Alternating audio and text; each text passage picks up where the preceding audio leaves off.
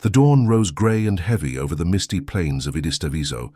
The air was thick with fog, the smell of damp earth, and the distant murmur of war drums echoing through the valley. On the banks of the river Weser, the legions of Rome stood silent and unflinching. Their golden eagles glimmered faintly in the pale light, planted deep into the muddy ground. Across the river, hidden among the dark, oak-covered hills, thousands of shadows moved.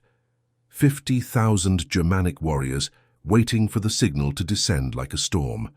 At the center of the Roman line, Germanicus Julius Caesar watched the field in tense calm.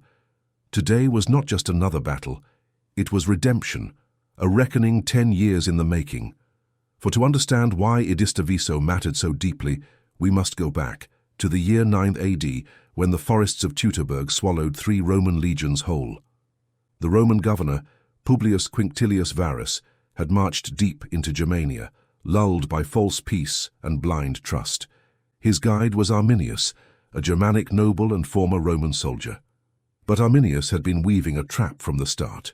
For 3 days and nights, under relentless rain and through choking mud, the Roman columns were ambushed, torn apart by tribes that seemed to rise from the very trees. 20,000 soldiers perished. The legions were annihilated. Their golden eagles, the soul of Rome's power, were seized and carried into the dark woods as trophies for the gods of the forest. When news reached Rome, Emperor Augustus struck the walls of his palace in grief and rage, crying out, "Varus, give me back my legions!" The defeat at Teutoburg was more than a military disaster. It was a wound to the pride of an empire that believed no frontier could withstand the Roman eagle. For years afterward, Rome held back. The Rhine became its new border, fortified with strongholds like Vetera and Novaesium.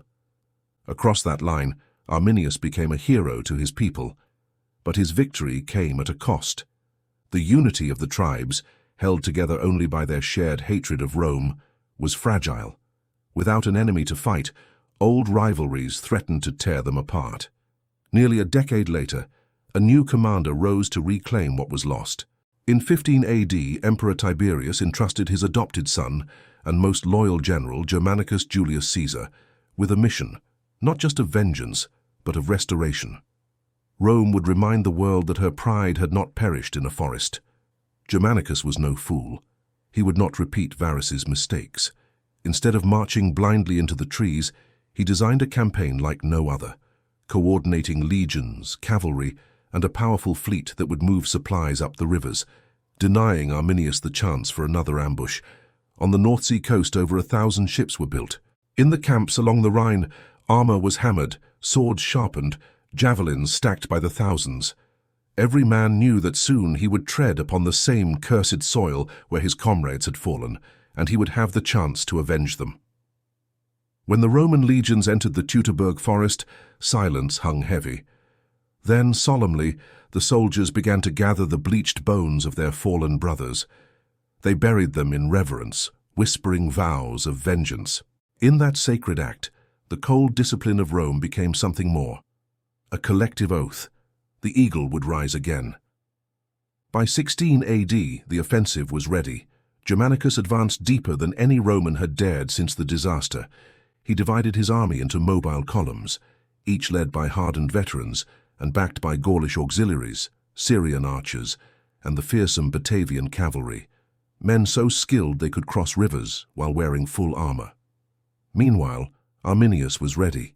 He knew open battle against the legions was risky, but the unity of his tribes demanded victory. He gathered the Cherusci, the Bructeri, the Chatti, and the Marsi, 50,000 warriors strong, and prepared to strike at Idistaviso, a narrow plain trapped between wooded hills and the Weser River. There he planned to surround the Romans and drive them into the muddy water. The night before battle, the hills trembled with the beating of drums and the clashing of spears against shields. In the Roman camp, torches flickered between tents as sentries stood watch. Many soldiers could not help but remember the horror stories of Teutoburg, but Germanicus radiated calm.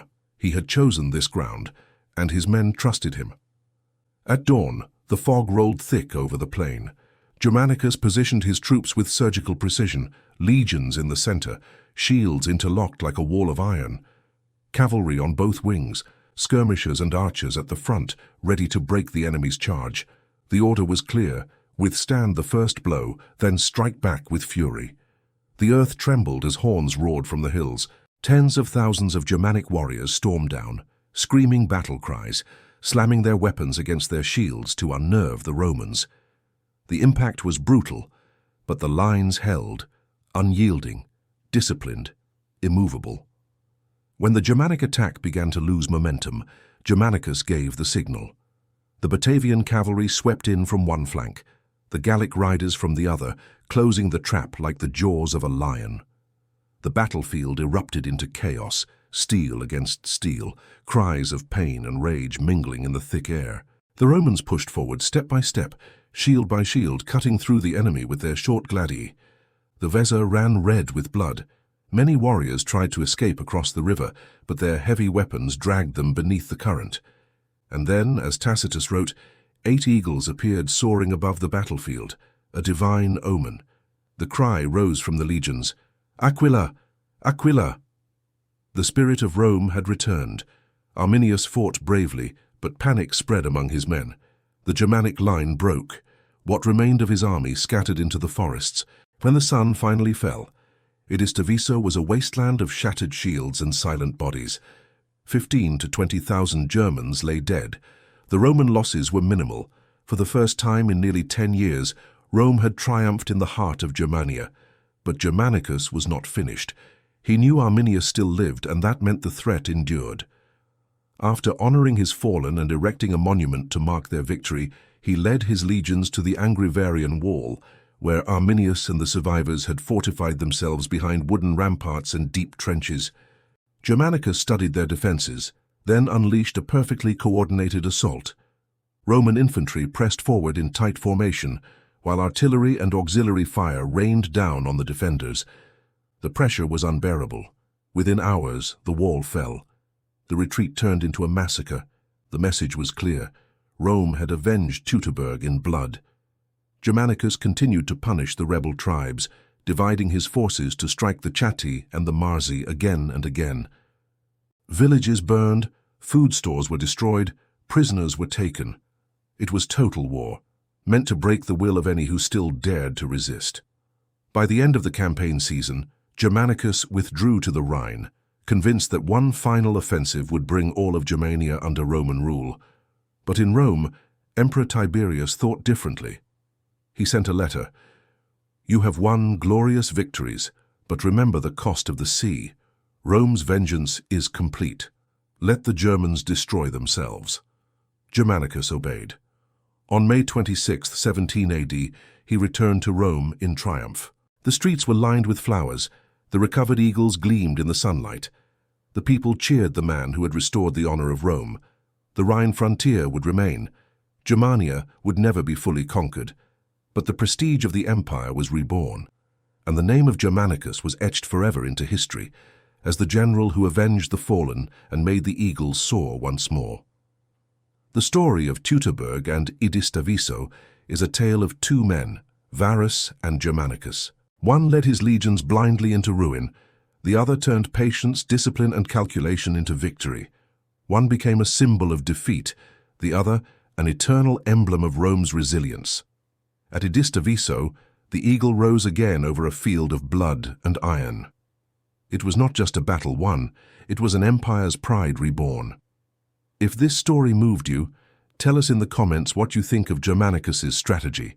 Do you believe Rome was right to stop, or should it have pushed further to conquer all of Germania? Don't forget to like, subscribe, and turn on the bell so you never miss the next great tale of history reborn. This is the royal era, where empires rise again through the power of story.